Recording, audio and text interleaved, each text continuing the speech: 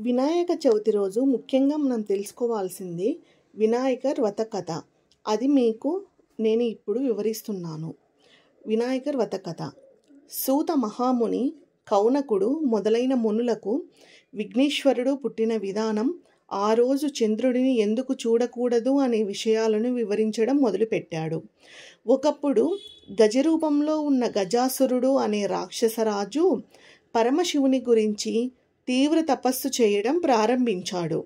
అతని తపస్సుకు మెచ్చి పరమశివుడు ప్రత్యక్షమై ఏదన్నా వరం కోరుకోమన్నాడు. అప్పుడు గజాసురుడు, స్వామి, మీరు ఎప్పుడూ నా ఉదరం లోపలే ఉండాలి అని కోరుకున్నాడు. మహేశ్వరుడు అతని కోరిక తీర్చేందుకోసము గజాసురుడి పొట్ట లోపలికి ప్రవేశించి అక్కడే ఉండటం మొదలుపెట్టాడు. ఇదిలా ఉంటే కైలాసంలో ఉన్న పార్వతీదేవి భర్త గురించి తెలియక అన్ని చోట్ల వెతుకుతూ కొంతకాలానికి శివుడు గజాసురుడి పొట్టలో ఉన్నాడని తెలుసుకుంది. కానీ శివుడికి ఏ విధంగా బయటకు రప్పించాలో తెలియక ఎంతో బాధపడి చివరికి విష్ణుమూర్తిని ప్రార్థించి తన భర్త విషయం చెప్పింది. ఓ మహానుభావ, పూర్వం భస్మాసురుని బారి నుండి నా భర్తను కాపాడి నాకు ఇచ్చావు. ఇప్పుడు కూడా ఏదన్నా ఉపాయం ఆలోచించు అని కన్నీళ్లు కార్చింది. విష్ణుమూర్తి పార్వతీదేవిని ఓదార్చి పంపేశాడు. అప్పుడు శ్రీహరి, బ్రహ్మ మొదలైన దేవతలను పిలిచి గజాసురుని చంపేందుకు గంగిరెద్దులను ఆడించేవాడిగా వెళ్ళటమే సరైనది అని నిర్ణయించాడు. శివుడి వాహనం నందిని ఒక గంగిరెద్దుగా చేసి బ్రహ్మ మొదలైన దేవతలందరికీ తలా ఒక వాయిద్యం ఇచ్చాడు. తాను చిరుగంటలు, సన్నాయి తీసుకుని గజాసురుడు ఉండే గజాసురపురం దగ్గరకు వెళ్ళాడు. అక్కడ గజాసురుడికి ఎదురుగా చక్కగా నందిని ఆడించేవాడు. ఆ గంగిరెద్దు ఆట చూసి గజాసురుడు ఆనందం పొంది, మీకు ఏం కావాలో కోరుకోండి, నేను ఇస్తాను అని చెప్పాడు. అప్పుడు శ్రీహరి, ఇది శివుడి వాహనం నంది, శివుడిని వెతికేందుకే వచ్చింది కాబట్టి శివుడిని ఇవ్వు అని కోరాడు. ఆ మాటలకు నిర్ఘాంతపోయిన గజాసురుడు గంగిరెద్దులను ఆడించేందుకు వచ్చినవాడు శ్రీహరి అని తెలుసుకొని తనకు చావు తప్పదని అర్థం చేసుకున్నాడు. అప్పుడు తన పొట్టలోపల ఉన్న శివుడిని, నా శిరస్సు అందరికీ పూజనీయంగా ఉండాలి, నా చర్మం నువ్వు ధరించాలి అని కోరుకున్నాడు. తరువాత తనను చంపేందుకు శ్రీహరికి అనుమతిని ఇచ్చాడు. నంది తన కొమ్ములతో గజాసురుని పొట్ట చీల్చగా లోపల ఉన్న శివుడు బయటకు వచ్చాడు. హరి శివుడితో, చెడ్డవారికి ఇలాంటి వరాలు ఇవ్వకూడదు, ఇస్తే పాములకు పాలు పోసినట్టే అవుతుంది అని చెప్పాడు. తర్వాత బ్రహ్మ ఇతర దేవతలకు వీడ్కోలు పలికి తాను కూడా వైకుంఠానికి వెళ్ళిపోయాడు. శివుడు కైలాసానికి వెళ్ళిపోయాడు. ఇప్పుడు వినాయకుడు ఎలా ఉద్భవించాడో తెలుసుకుందాము. కైలాసంలో ఉన్న పార్వతీదేవికి శివుడు వస్తున్నాడన్న వార్త తెలిసింది. ఆ వార్త తెలియగానే పార్వతీదేవి సంతోషంతో తను స్నానం చేస్తుండగా తన ఒంటికి రాసుకున్న పసుపుతో తనకే తెలియకుండా ఒక చిన్న పిల్లాడి రూపాన్ని తయారు చేస్తుంది. ఆ పిల్లవాడి బొమ్మ చాలా ముద్దుగా అనిపించడంతో ఆ బొమ్మకి ప్రాణం పోస్తుంది. అప్పుడు ఒక అందమైన బాలుడిగా ఉద్భవిస్తాడు వినాయకుడు. అప్పుడు పార్వతీదేవి వినాయకుడిని చూసి మురిసిపోతుంది. ఇక పార్వతీదేవి రెడీ అవ్వడానికి వెళ్ళాలి కాబట్టి వినాయకుడిని ద్వారపాలకుడిగా తన దగ్గర ఉన్న ఒక అస్త్రాన్ని వినాయకుడికి ఇచ్చి, నేను బయటికి వచ్చే వరకు లోపలికి ఎవ్వరికీ రానివ్వకూడదు అనేసి వినాయకుడికి చెప్పి ద్వారం దగ్గర నిలబెడుతుంది. వినాయకుడికి తెలియదు కదా అప్పుడు శివుడు వస్తాడని.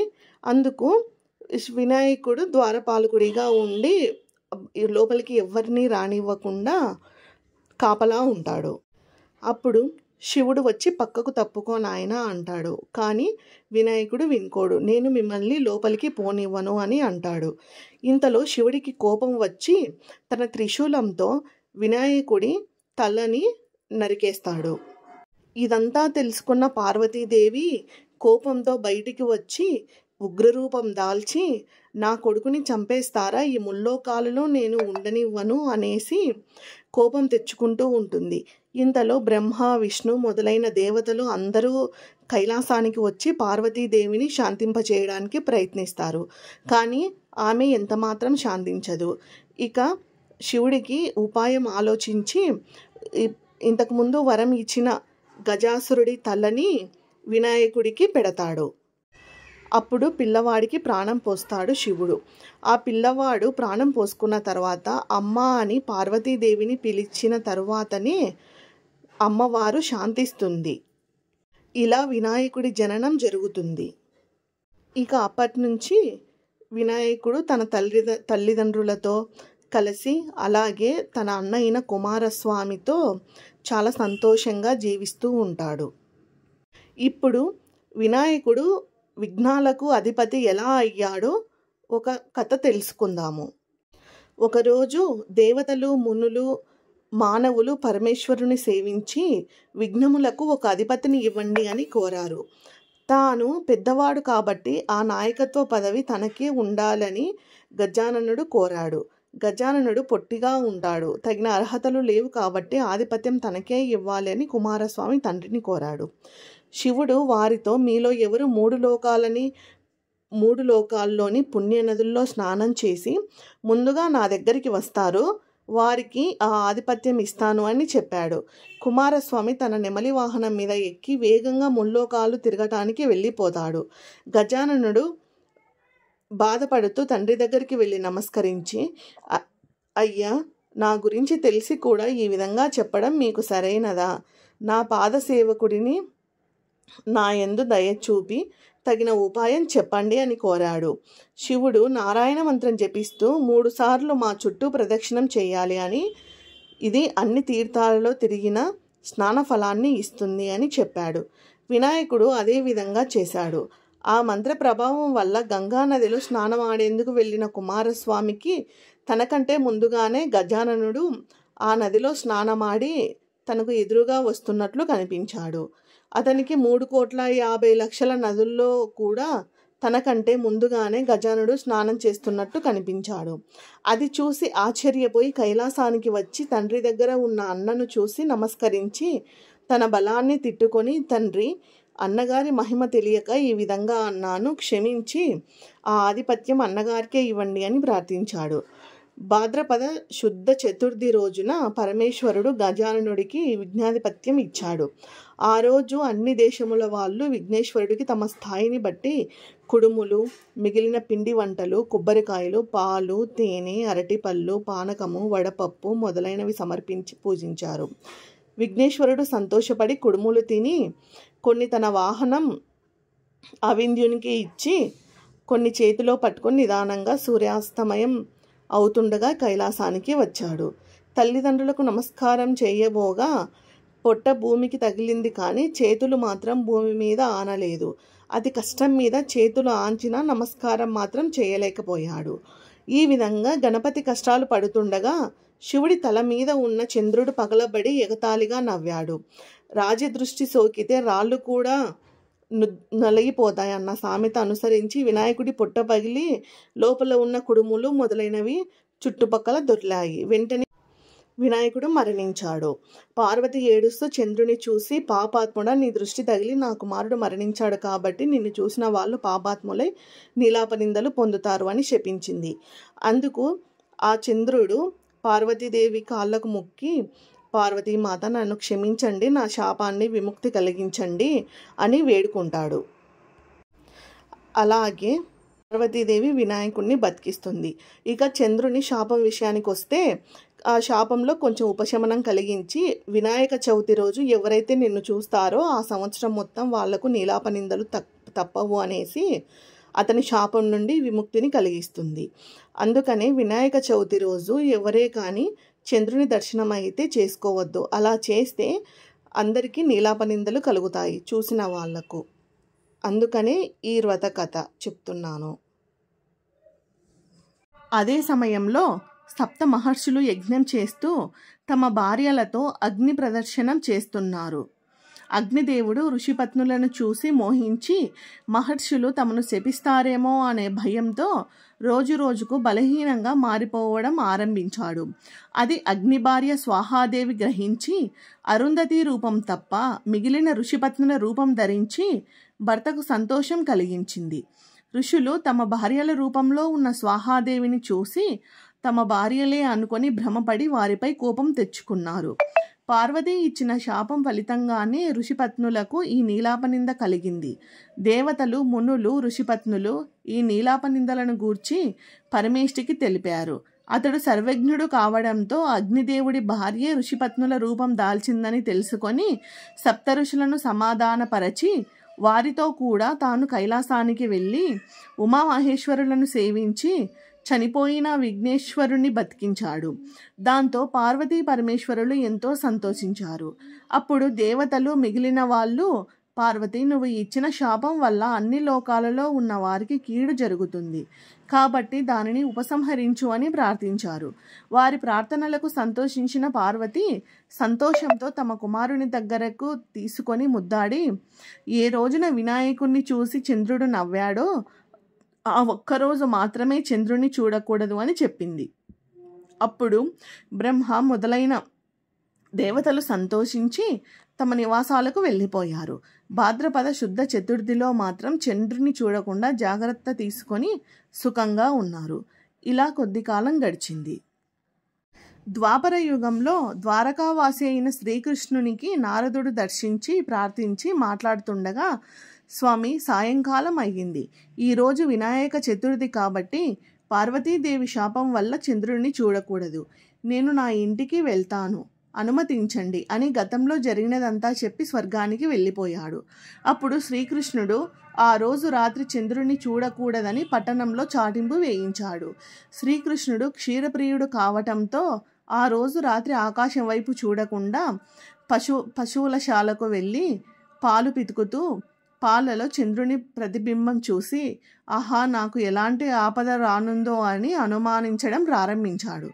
కొన్నాళ్లకు సత్రాజిత్తు సూర్యవరంతో శమంతకమణిని సంపాదించి శ్రీకృష్ణుని చూడడానికి ద్వారకకు వచ్చాడు. శ్రీకృష్ణుడు అతనికి మర్యాద చేసి ఆ మణిని తనకు ఇవ్వమని అడిగాడు. అప్పుడు సత్రాజిత్తు, ఇది రోజుకు 8 బారవుల బంగారం ఇస్తుంది. దీనిని ఏ ఆప్తునికైనా ఏ తెలివి తక్కువ వాడు ఇవ్వడు అన్నాడు. శ్రీకృష్ణుడు ఊరుకున్నాడు. ఒకరోజు సత్రాజిత్తుని తమ్ముడు ప్రసేనుడు శమంతకమణిని కంఠానికి ధరించి వేటాడేందుకు అడవికి వెళ్ళగా అక్కడ ఒక సింహం ఆ మణిని మాంసం అనుకొని ప్రసేనుడిని చంపింది. ఆ సింహం ఆ మణిని తీసుకుపోవుచుండగా ఒక భల్లూకం ఆ సింహాన్ని చంపి ఆ మణిని తీసుకొని తాను ఉండే కొండ బిలానికి వెళ్ళి తమ కుమార్తె జాంబవతికి ఆట వస్తువుగా ఇచ్చింది. మరునాడు సత్రాజిత్తు తమ్ముడి మృతి వార్త విని, నేను ఆ మణిని ఇవ్వలేదని శ్రీకృష్ణుడు నా తమ్ముడిని చంపి రత్నం అపహరించాడు అని పట్టణంలో చాటింపు వేయించాడు. శ్రీకృష్ణుడు అది విని, ఆ రోజు పాలలో చంద్రుడిని చూసినందువల్లే ఈ నింద వచ్చింది అని భావించి తానిని తొలగించుకునేందుకు బంధుమిత్రులతో కలిసి అరణ్యంలో వెతకగా ఒకచోట ప్రసేనుడి కళేబరం, సింహపు వాలిజాడలు, భల్లూకం కాలిజాడ కనిపించాయి. వాటిని అనుసరించి పోతూ ఒక పర్వత గుహద్వారంలో పరివారాన్ని వదిలి నేనొక్కడిని లోపలికి వెళ్ళి ఇక్కడ ఉయ్యాలకి కట్టబడి ఉన్న మణిని తీసుకొని తిరిగి వచ్చుచుండగా అది చూసి వింత మనిషి వచ్చాడు అంటూ జాంబవతి కేకలు వేసింది. అంతలో జాంబవంతుడు రోషంగా అక్కడికి వచ్చి అరుస్తూ గోళ్లతో గుచ్చుతూ శ్రీకృష్ణుడిపై యుద్ధం ప్రారంభించాడు. శ్రీకృష్ణుడు అతనికి కింద పడదోసి భీకర యుద్ధం ప్రారంభించారు. ఆ విధంగా మొత్తం 28 రోజులు పోట్లాడారు. చివరకు జాంబవంతుడు శక్తిహీనుడై తనతో పోట్లాటకు దిగినవాడు రావణ సంహారి అయిన శ్రీరామచంద్రుడి అని అర్థం చేసుకొని నమస్కరించి, దేవాదిదేవ, ఆర్తజన రక్షక, నిన్ను త్రేతాయుగంలో రావణాది దుష్ట రాక్షసులను చంపేందుకు వచ్చిన శ్రీరామచంద్రుడిని అర్థం చేసుకున్నాను. ఇప్పుడు నన్ను మీరు ఒక వరం కోరుకోమన్నారు. నేను తెలివి తక్కువగా మీతో ద్వంద్వ యుద్ధం చేయాలని కోరుకున్నారు. త్వరలో అది జరుగుతుందని మీరు చెప్పారు. ఇది మొదలు మీ నామస్మరణ చేస్తూ అనేక యుగాలు గడుపుతూ వచ్చాను. మీరు ఇప్పుడు నా నివాసానికి వచ్చి నా కోరిక నెరవేర్చాడు. నా శరీరం అంతా శిథిలమయ్యింది. ప్రాణాలు త్వరలో పోతున్నాయి. జీవితేచ్ఛ నశించింది. నా అపచారములు క్షమించి నన్ను కాపాడు. నీకంటే నాకు వేరే దిక్కు లేరు అని ప్రార్థించాడు. అప్పుడు శ్రీకృష్ణుడు దయతో జాంబవంతుని తన చేతిలో నిమిరి, జాంబవంత, శమంతక మణిని దొంగలించానని నాపై వచ్చిన అపనింద తొలగించుకోవడం కోసమే వచ్చాను.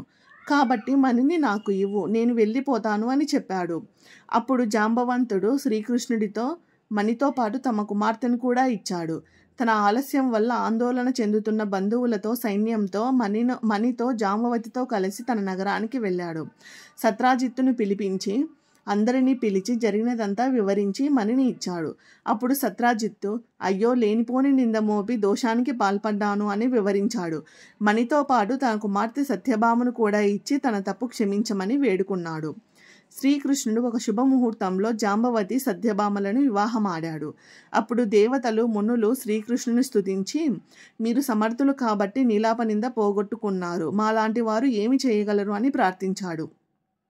అప్పుడు శ్రీకృష్ణుడు భాద్రపద శుద్ధ చతుర్థిలో ప్రమాదవశాత్తు చంద్రుని దర్శనమైతే ఆ రోజు గణపతిని పూజించి శమంతకమని కథను విని పూజలో పెట్టిన అక్షింతలు తలపై వేసుకున్నట్లయితే నీలాపనిందలు పడకుండా ఉంటారు అని చెప్పాడు.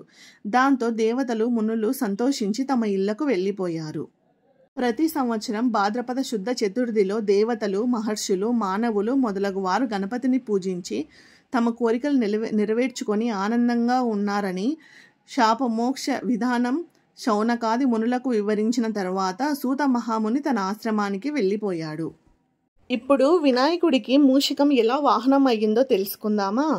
ఒకానొక కాలంలో మూషికాసురుడు అనే రాక్షసుడు ఉంటాడు.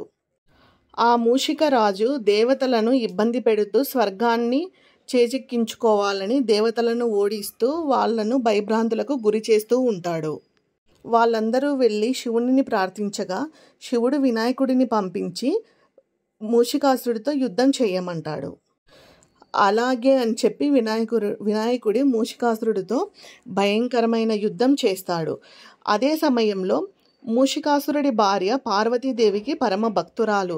తన భర్తని కాపాడమని తనను పసుపు కుంకుమలతో ఉంచమని పార్వతీదేవికి మొరపెట్టుకుంటుంది. అందుకు పార్వతీదేవి సంతోషించి ఆమెకు వరాన్ని ఇస్తుంది, నీ భర్తను కాపాడతాను అనేసి. అలాగే వినాయకుడు తన దంతాన్ని విరిచి మూషికాసురుడి మీదకి విసురుతాడు.